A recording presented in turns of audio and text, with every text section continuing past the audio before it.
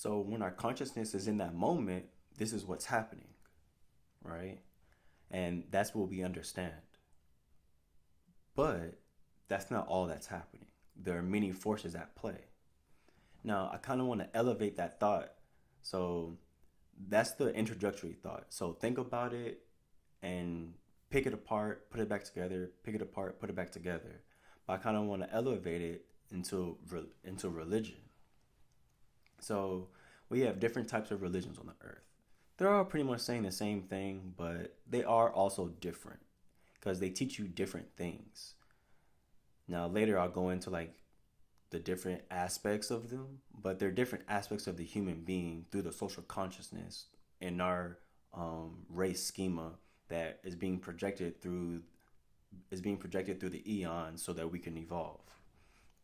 Now, in the Western society, it's mostly Christianity or Judaism and or the Abrahamic religions because it's Islam as well. So just like we have timeline for ourselves, there's also timelines of the gods, right? So on one end you have Yahweh, right? Then and then on another end you have Jesus Christ.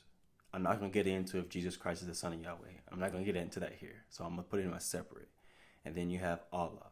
Now there are other gods too, but these are just the three main ones that I'm gonna be talking about, just to make the concept as clear as possible. So in the in all these timelines, they pretty much have the same root. There's a prophecy of some sort, and that prophecy has to be fulfilled. Now, when you believe in something, that means you're putting your conscious energy into that frequency. So that means you start to live that frequency. So when you start living in that frequency, you start getting everything that's attached to that frequency. So you start getting into the subplanes. Once you get into the subplanes of that frequency, that's when you start having your thoughts and your being and your understanding of the world.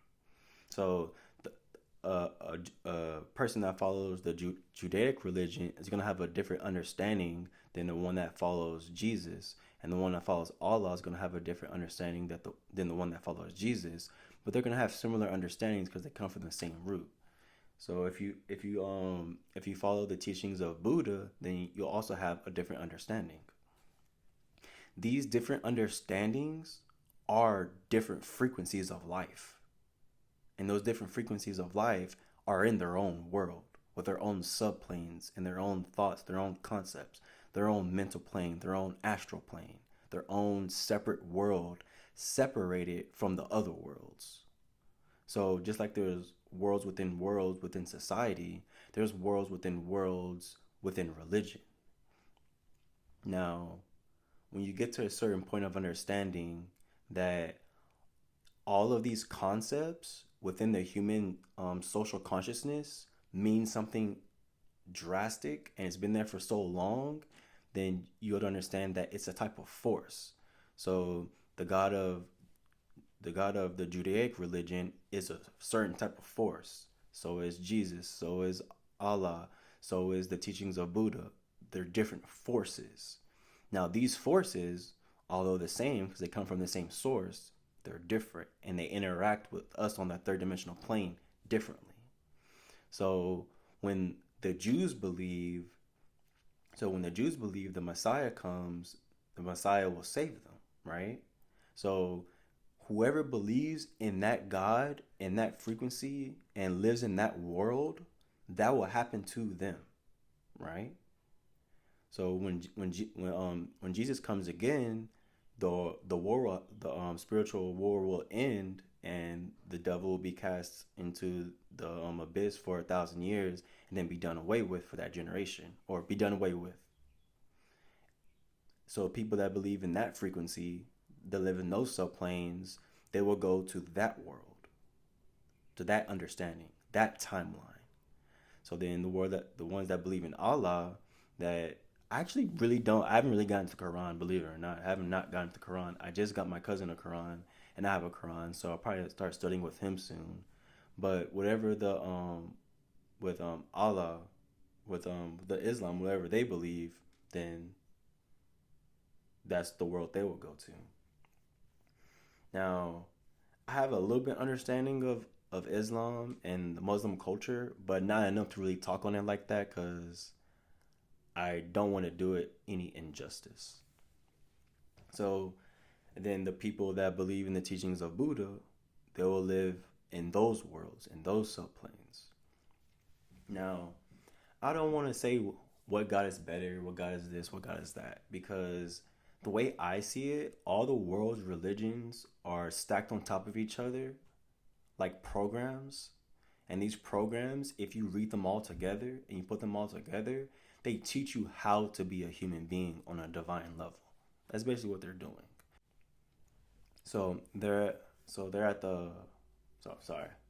I had to re-record because I said something and I was like, nah, I'm not really liking where this thought process is going. So redoing it. So I guess ultimately what I'm trying to get to is that different religions have their own worlds. And when you believe in that, your consciousness sees only that.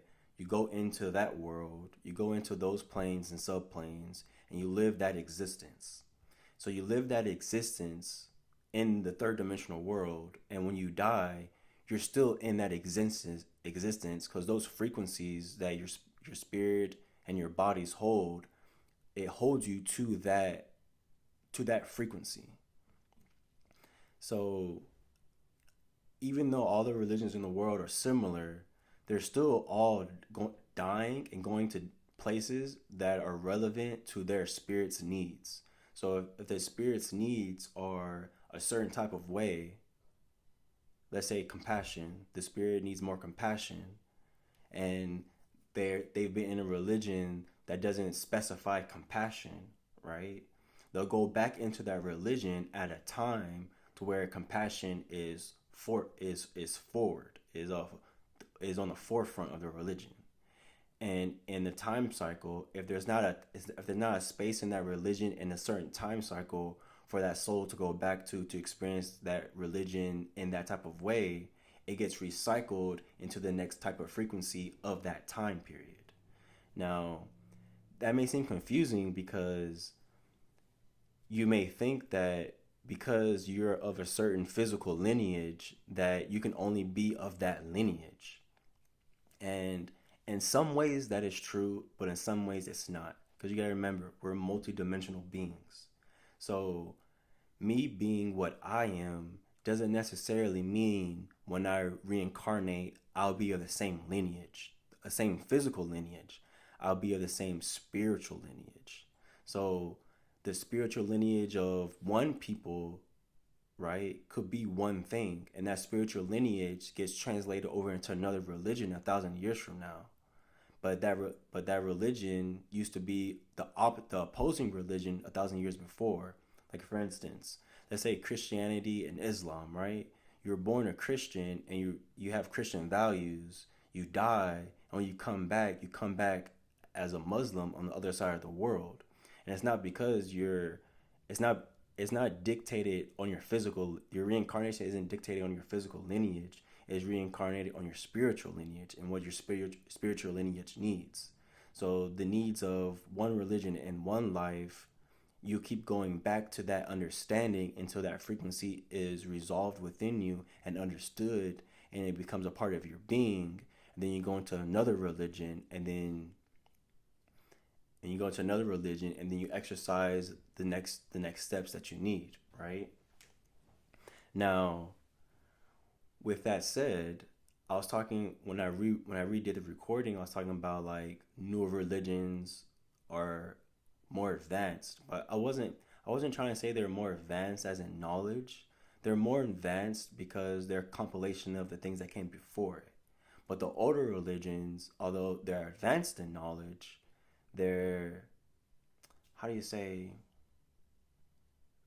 they're not as prevalent anymore because the newer religions took over, right? But they're still important. They're important because what's first is last and what's last is first. The the newest religion is going to have all the knowledge compiled into it, but it's not going to be said very clearly. Whether the old religions, it's said very clearly, but it's hard to understand because of the understanding that was once written clearly is now confused within the modern time of whatever era that they're in. So if you're reading, like, for instance, the Bhagavad Gita, right? It's an older religion. So to us, it doesn't, especially in the Western world, since we're not included in that culture. To us, it's kind of like a mystery. It's kind of like it's just like a story. It doesn't really make sense. But if you are a part of that culture and a part of that spiritual lineage within this life, it will make a lot of sense to you. Or if you're from a time to where you were in that spiritual lineage and you've understood some of those principles and you go back to it in this life and you're not in that physical lineage anymore, your spiritual lineage still takes precedent, and you go back to those books and understand them in a different way that even sometimes the people that are in the culture don't understand, because they're learning that spiritual knowledge, and they're learning it on a certain degree. And all of these certain degrees are interchangeable. And the reason why I'm saying this is because you can't think that just because you are a certain person or a certain culture today, that when you reincarnate, you'll be that same culture, or you'll be in that same world. Because although all these worlds are separated by nuances, they're all in the same world, and those different spheres within the world are going to be exercising frequencies and vibrations upon you to be better.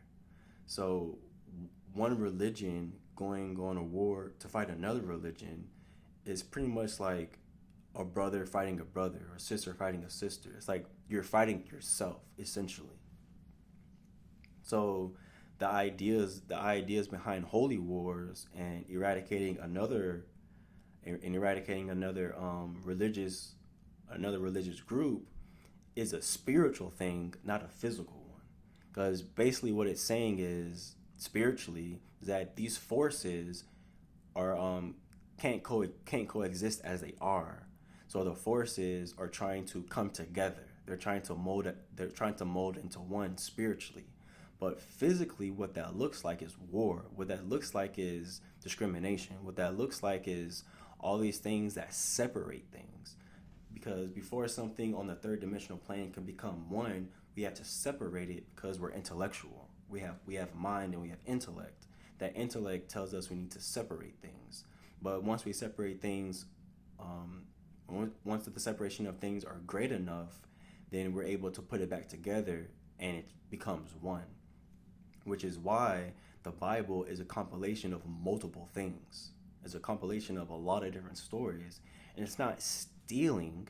That's not what it's doing. What it is condensing the knowledge to push forward into the new ages. And then the ancient knowledge eventually will start dropping off because the new knowledge of the Christianity, Judaism, and Islam will eventually come back into one, and they will produce literature that's like the ancient knowledge, but for a new time. But in all these different timelines, though, right? The the religions of the timelines that you're in and the frequency that you hold, you go within those timelines, right? The only way to get out of those timelines is for your spirit to need something else.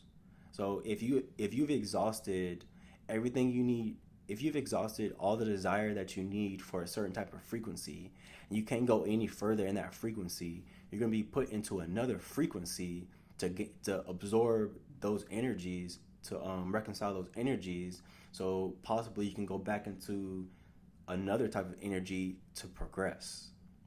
Now, if you think about what's happening, right? If you think about what's happening within the religious texts, in the East, they teach you they teach you being, non-being. They teach you self mastery, and they teach you oneness with everything. Then as you go from the east to the west, it starts going from self mastery into self mastery, self mastery under self mastery under a god, right? So you're mastering yourself in service of a god, right? But the ancient texts were about self mastery under God too, but the God wasn't a deity. The God was life. The God was people. The God was your interactions with life in general. But that idea of life being God has changed into God being God, and you're under God, and you're trying to master yourself and under God to please God. Now, in order for the ancient religions to come to the idea that they came to, they also had that same idea that the Westerners have about there being a God and you're supposed to please God. They had that same idea, but it advanced into the point where God wasn't a deity, God was everything. God was life, God was experience.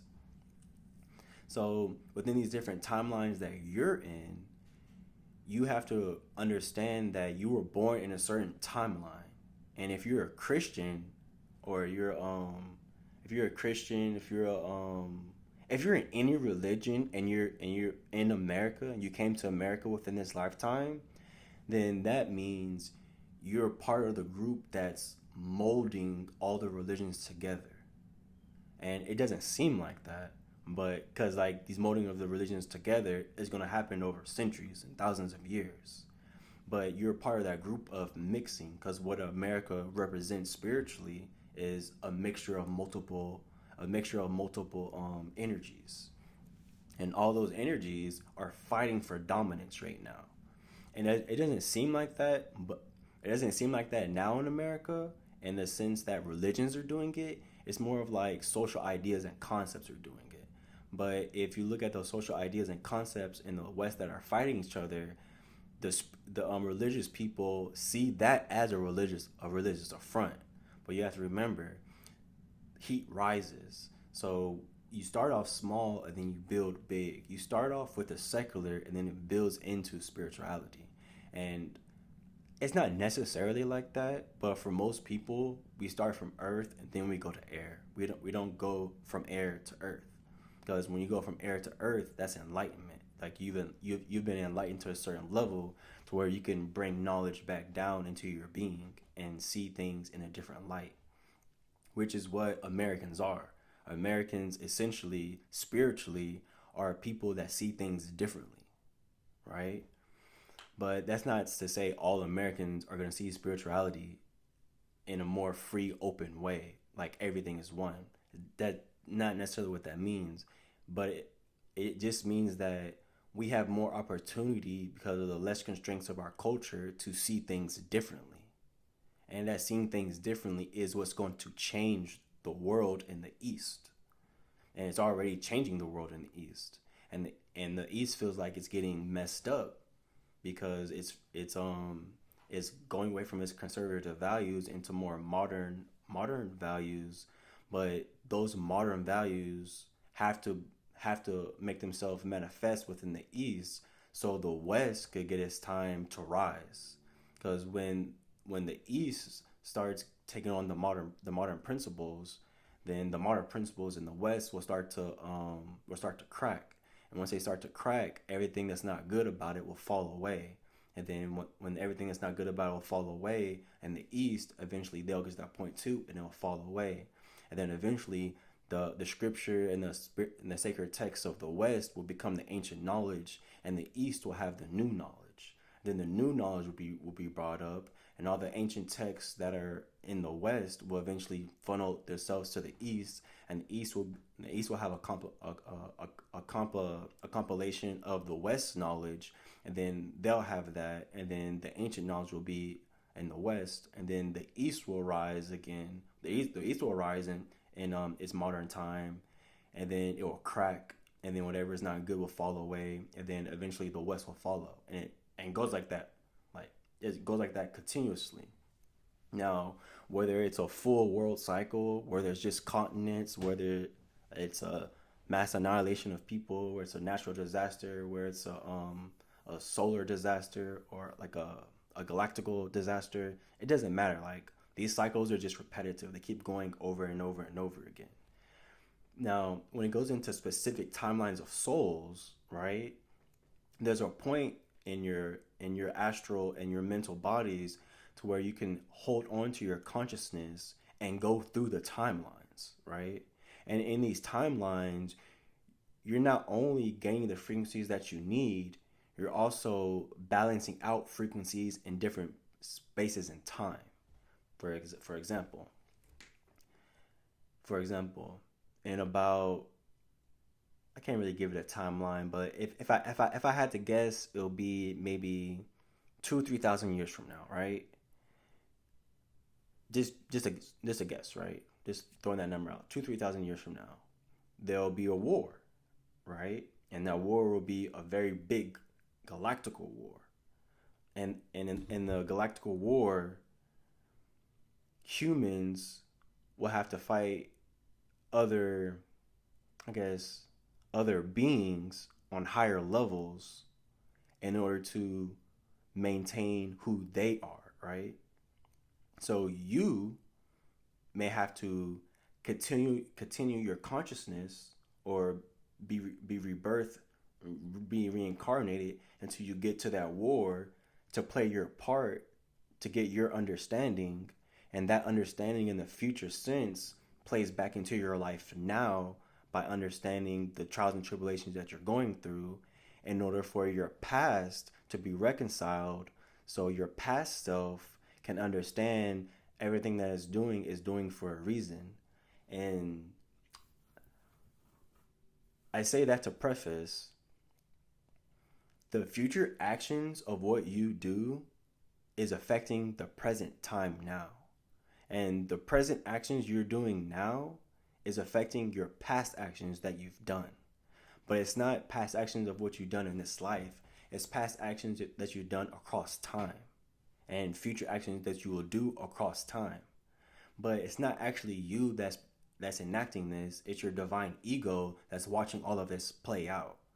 And this divine ego is at the highest apex, is at the eternal zenith, continuously climbing and watching over all of these things, understanding what vibrations we need at certain points of our lives through our certain parts of incarnation. Which is why the spheres of the gods are so important, because the spheres of the god help the divine ego organize what type of vibration pockets that we need to be in order to live. Now, just to wrap it up, I'm talking more about this in a very like different way, but I wanted to give like I guess a good running start. So when I start talking about all of the things I want to talk about, it will kind of make a little bit more sense instead of me just being way off on the abstract deep end. But the people that have a certain type of frequency that are fixed into that frequency, and they carry only that frequency, and they truly believe and die in that frequency, they go into that frequency's world, and they don't go into other worlds until they've mastered that frequency.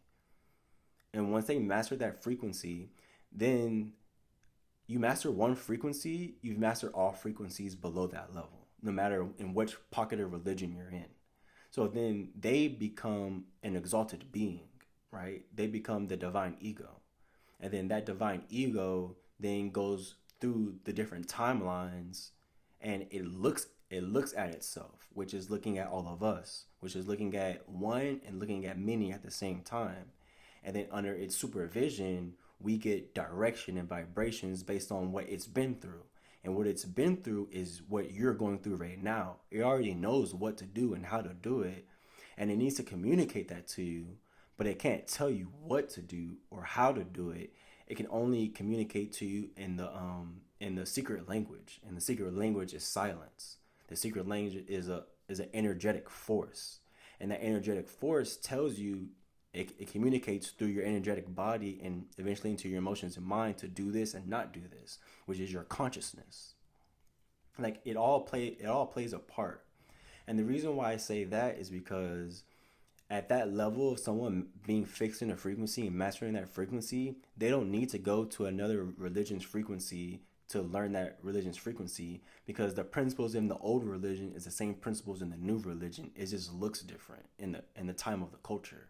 So they've mastered that frequency, so they're exalted out of that world, and they go outside of that world, and now they can look into that world.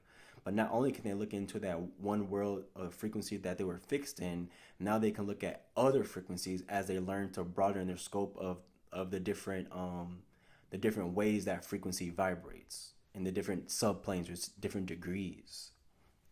And like when you hear people talking about timelines, all of that what I just said is like a super rough landing of the viewing of it.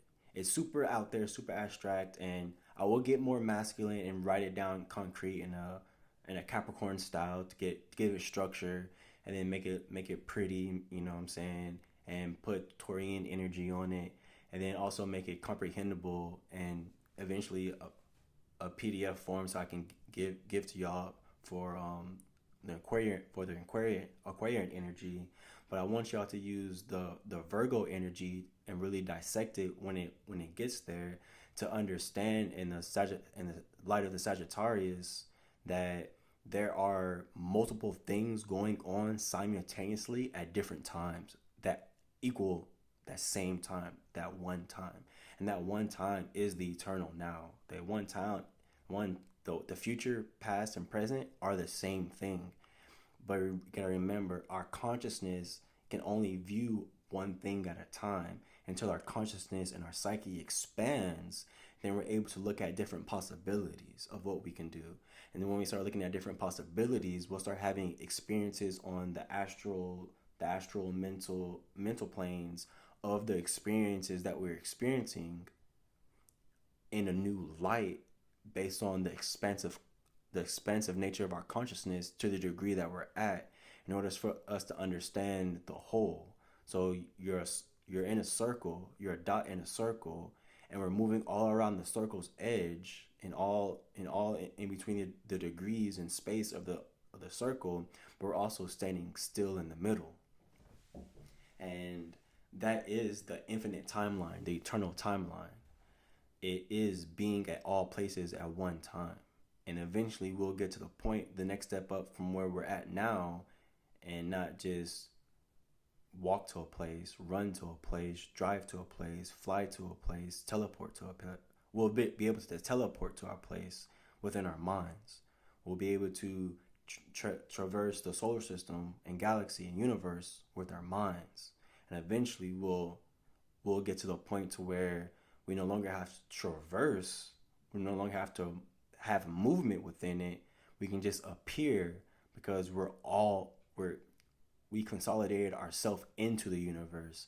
So we are the space, we are the stars, we are the planets, we are everything. And then when we want to put our consciousness like it is now, we materialize wherever that conscious energy is. So it was a little rough, but the more I keep talking about it, the more I get better. So just hang in there, and if you are hanging in there, that's what's up.